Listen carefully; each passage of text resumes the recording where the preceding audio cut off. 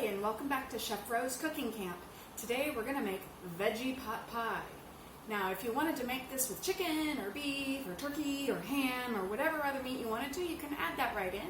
And if you don't like some of the veggies that we used today, you can put in whatever veggies you like or don't like. Okay? So the first thing we're going to do is we're going to make the filling. Now, I don't like pie crust. I know, but that's why I usually don't like pot pie. So what I like to do is I like to put a biscuit topping on top of mine. But if we put biscuits on top, the filling can't be too hot or else the dough is going to melt before it has a chance to bake. So we've got to make the filling first, get it into our pan, and then we're going to put the biscuit topping on top. Okay? Sounds like a good plan? Here we go. First things first, I've got butter in the pan. We've got that on. If you don't want to use butter, that's okay.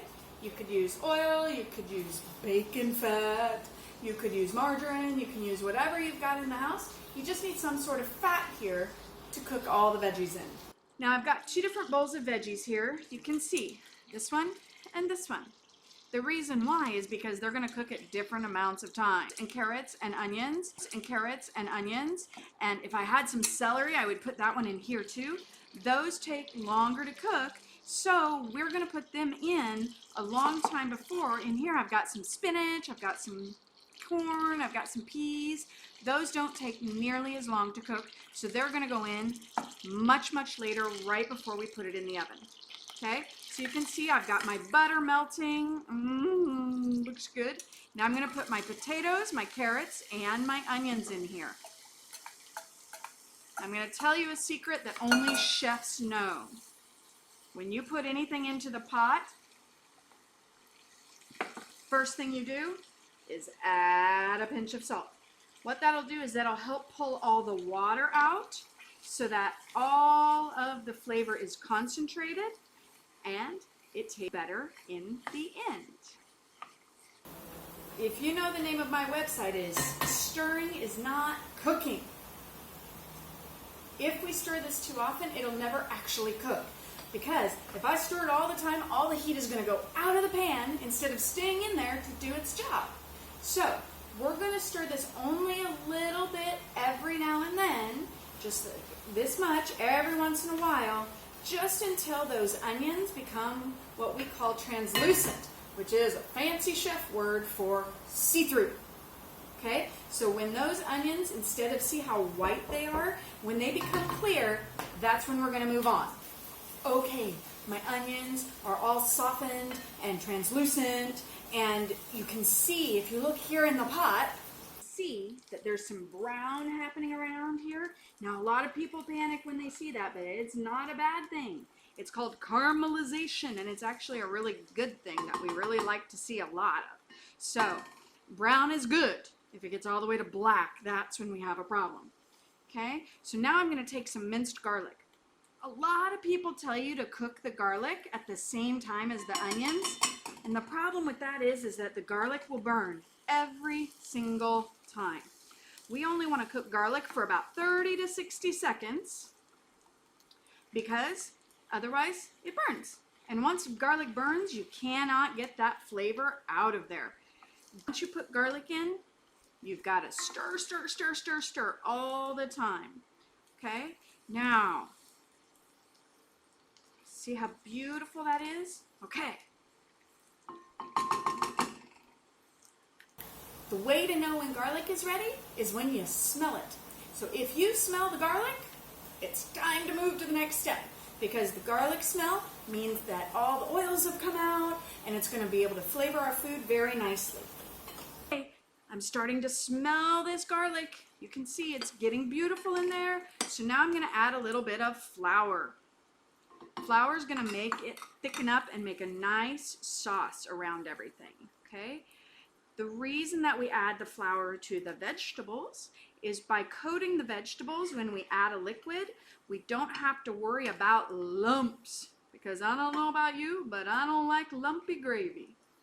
It's no good. It's gross, and we've already established I don't like gross. Okay, so now you see how the white is almost all gone. Once the white is gone, that means that the starch flavor is going to have cooked out of the flour, because I don't want it to taste like I'm eating chalk either. Okay, so we've got to cook the flour just a little bit. Then we're going to add our vegetable stock. If you're making chicken pot pie, you could use chicken stock. If you're making beef pot pie, you could use beef stock. But since I'm making veggie pot pie, I'm going to use veggie stock. I'm going to add it just a little bit at a time and get it all stirred in, because that's also going to help me do something called deglaze, which is basically scraping up all that brown stuff. See how I'm scraping that off the sides of the pan and everything? Because that is where all that flavor is going to be, and that's where it's going to make it even more delicious. Okay? So you see how every time I add any liquid, I am scraping that pan. Okay? So this is going to make a nice, beautiful gravy around my vegetables. Okay.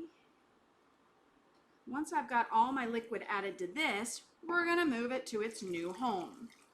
Okay. I know, you're sitting there saying, but Chef Ro, that looks like soup, not like pot pie. Well, the beautiful thing about flour is that the longer flour cooks, the thicker it makes the sauce. And we've got to cook this in there for the biscuits to get brown, and that's going to take about 20 minutes. So that's going to boil for 15 to 20 more minutes and just get thicker and thicker and thicker. Okay? All right. Now that I've got this in here, we're going to season it with salt and pepper. I'm going to probably use more salt than most people will, mainly because I use homemade stock. And if you make your own stock at home, you never, ever, ever, ever add salt to it. But if you buy stock at the grocery store, there's always salt in it, even if it's the low sodium kind. So I'm going to add my salt and my pepper. Okay. This is looking very, very good.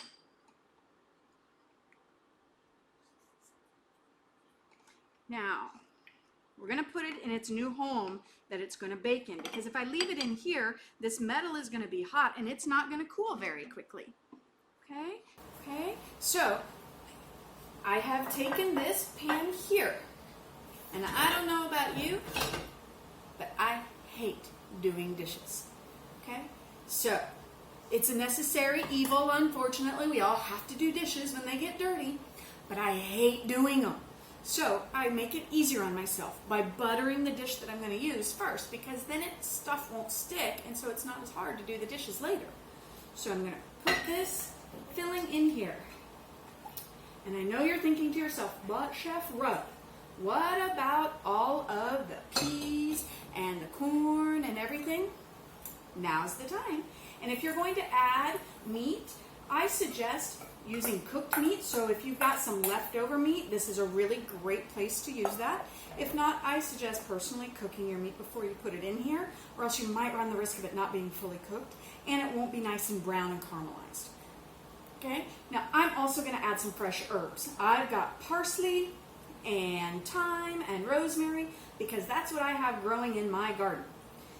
If you don't have those herbs, that's okay. You can use different herbs if you want, or you don't have to use any herbs. You can also use dry herbs if you'd like, but if you use dry herbs, you have to make sure that you use only half as much as the recipe says, because when herbs get dry and all their water gets out of them, then they get really super concentrated, and you don't want to use as much, or else it's going to be too much. Okay? Okay? So you can see here in this pan, okay, I'm going to put these herbs in here. Oh, doesn't that look beautiful and yummy and delicious and really nice and colorful? Okay. Like I said, though, we have to let this cool down. You can see the steam coming off of it. So I got to let that cool down. So a good way to let that cool down is to set it to the side while we get ready to make the biscuits. Okay, now it's time to make our biscuit dough. I've measured all of our ingredients, and it's time to put together the biscuits to put on top of our yummy pot pie, and then bake it in the oven and gobble it all up. Okay? So, if you see here in my bowl, I have flour, I have baking powder, I have salt, I have baking soda. If you remember from our muffin video, first we mix all the dry ingredients together, okay? Then we mix all the wet, but the thing is we only have one thing that's wet in this one, which is buttermilk, so we don't have to mix together the wet. We're going to mix them together. But the thing that we're missing is butter. Now when you're making biscuits, the butter is supposed to be about the size of peas because that's what makes them flaky and beautiful. But that's really kind of hard to do. Some people use a food processor, some people use a tool called a pastry cutter. But you've got to keep it really, really cold so that the butter doesn't melt. Some people use knives, some people use their fingers, but if you use your fingers, your heat from your hands is going to melt the butter. So, I use a cheese grater. And what I do is I freeze the butter first. I measure out my butter and I freeze it, and then it'll grate straight into the flour, and it's already the perfect size. Now be careful because you don't want to grate your fingers off. I've done it. It doesn't feel good. Okay? Graters are sharp. Don't let them fool you. Now with this recipe, if you wanted to put some cheese or something in the biscuits, you could absolutely do that too, because who doesn't love cheese? But you don't have to. If you don't have butter, you can use margarine, you can use shortening, you can use anything else. You just want to be able to get it to a small pea size, okay? All right, so you can see I've got this butter almost all done, okay? When it gets down to the end is when you got to start getting really, really careful, okay? See how I'm going really, really slow and keeping my fingers all the way away from the holes, okay? Because those holes, they're not just holes, they're like little bitty knives, and you don't want to cut yourself on them, okay?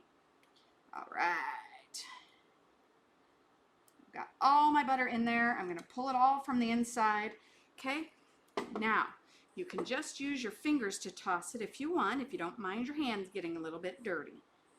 Okay, that way we've got it all nice and mixed in, and you can see it stays the perfect size because I had it frozen first before I grated it.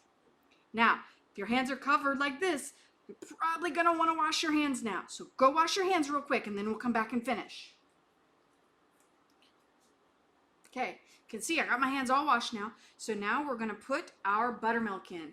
If you don't have buttermilk, you do need to make buttermilk because you need the acid in there for the baking soda. So you can make buttermilk by putting 1 cup of milk to a tablespoon of acid, which is lemon juice, or you can use vinegar, okay? So this recipe for biscuit dough calls for a little bit more liquid than regular biscuits, because if I was just doing regular biscuits, I'd want it to be pretty stiff so that I could cut them out.